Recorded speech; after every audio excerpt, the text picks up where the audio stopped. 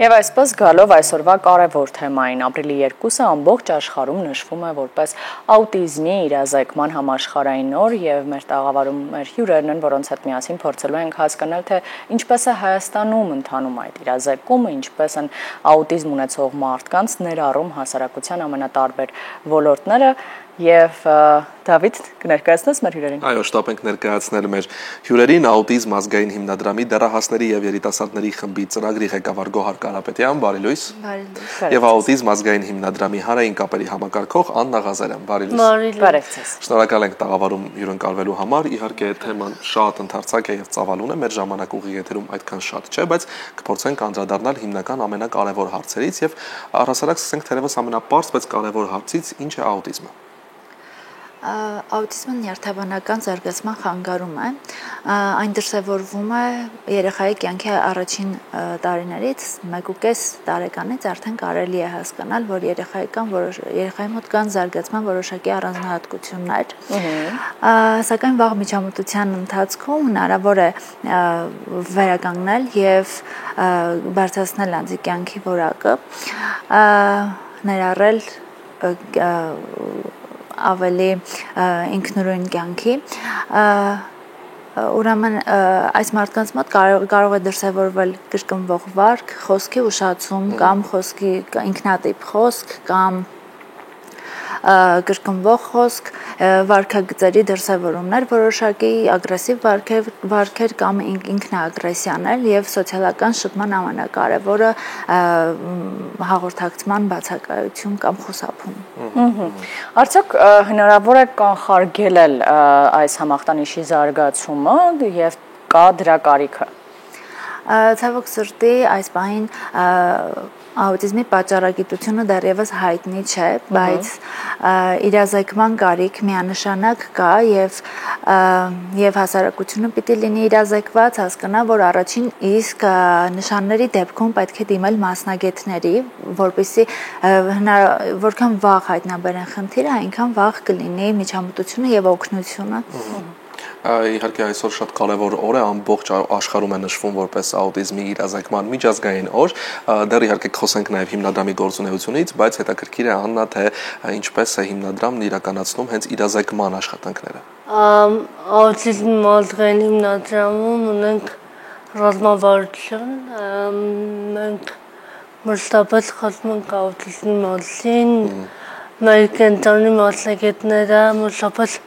լինում են տարբեր հաստատություններում, դպրոցներում, մանկապարտեզներում, համալսարաններում, մեր կենտրոնում ունի Facebook-յան եւ Instagram-յան էջեր, նաեւ կայք, սոցկայքերի միջոցով փորձում ենք իրազեկել նախ աուտիզմ ազգային հիմնադրամի գործունեությունը, ինչ ծառայություններ ենք մատուցում եւ հասարակությանը իրազեկել աուտիզմ ունեցող անձանց հիմնախնդիրների, կարիքների,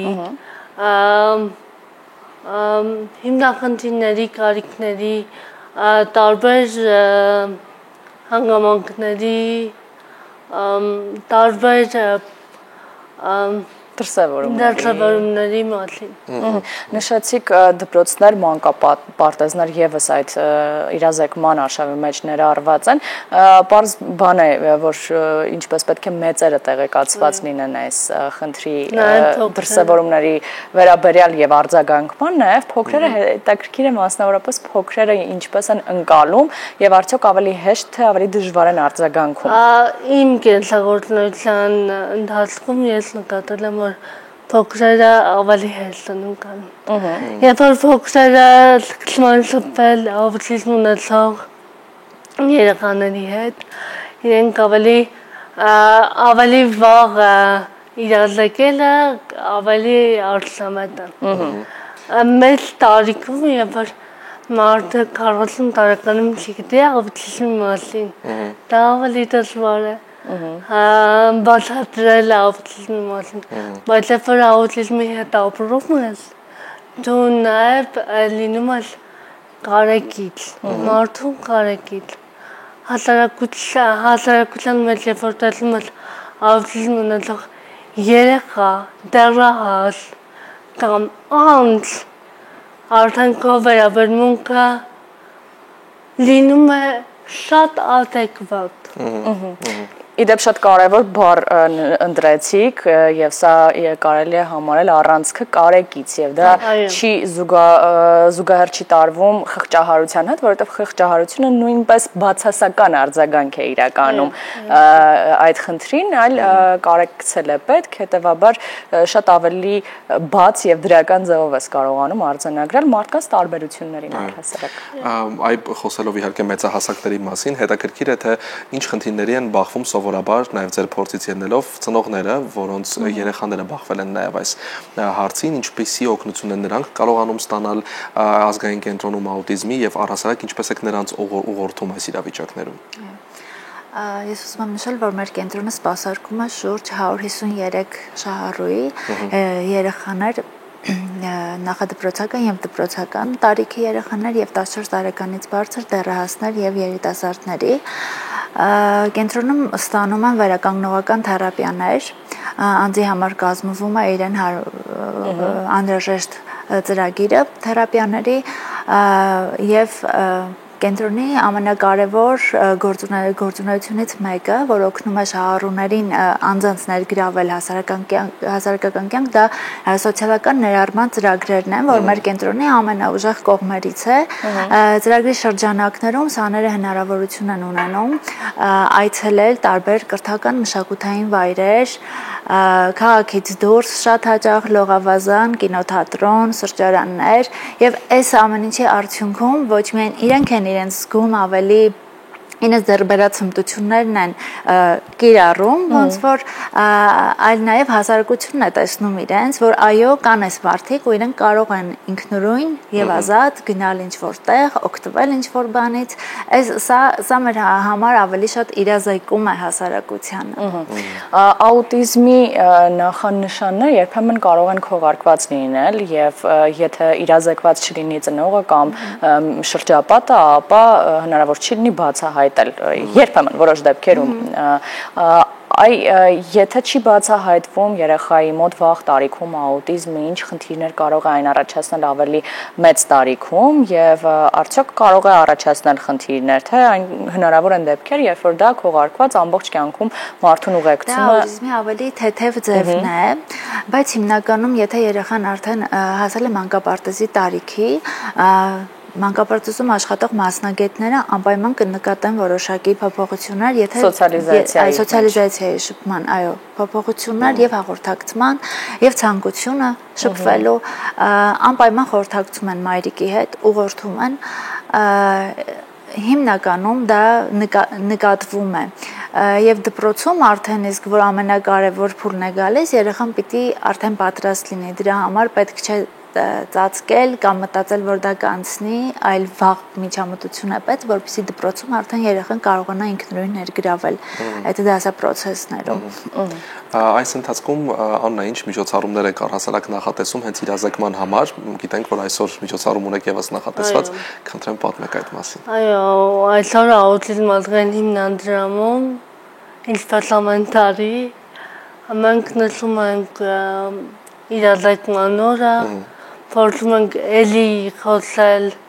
հենց այսօր խոսել աուտիզմի մասին այսօր մենք ունենք շատ սիրուն համերգ որտեղ մեր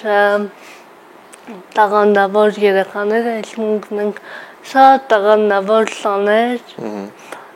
երեխաներ ովքեր այսօր շատ սիրուն ելույթներ են պատրաստել հայտնի արտիստների հետ ունենք շատ հյուրեր, որը կարծում եմ էլի իրազեկման մի միջոց է եւ ամեն տարի այս օրերին առավել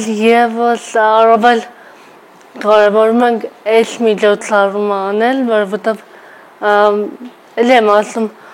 ամեն օր իրազեկման օր, բայց այսօր պաշտոնը պես պիտի իրազեկել մարդկանց ինչքան հնարավոր է։ Եւ իհարկե ուզում ենք հասկանալ վերջին տարիների կտրվածքով կարող ենք այսպես ստատիստիկ տվյալներ կամ որոշակի դիտարկում անցնել, թե ինչպես է դինամիկան մարդկանց իրազեկվածության, մարդկանց արձագանքման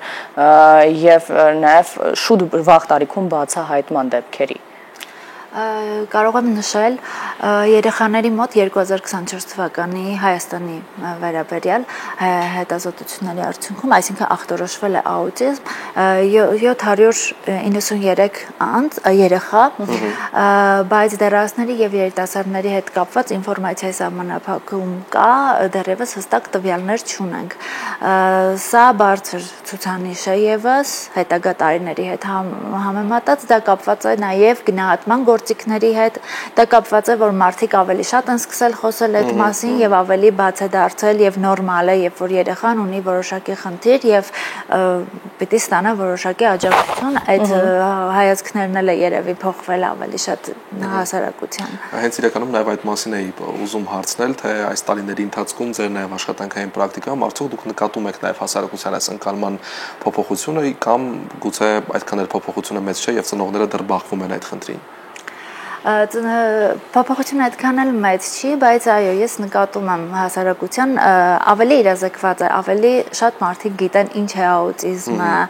Եթե չգիտեն, մոտավոր պատկերացում գոնե ունեն, փորձում են ավելի հանդուրժող լինել, առհասարակ կոչ եմ անում մեր հասարակությանը, երբ տեսնում եք դրսում, խանութում, ինչ որտեղ աուտիզմ ունեցող անձի կամ երեխայի լինել ավելի հանդուրժող, տոլերանտ, լինել ավելի հարգալից եւ պետք չէ մոտենալ իրենց խղճահարությամբ, եթե կա անհրաժեշտություն օգնելու, կարելի հարցնել,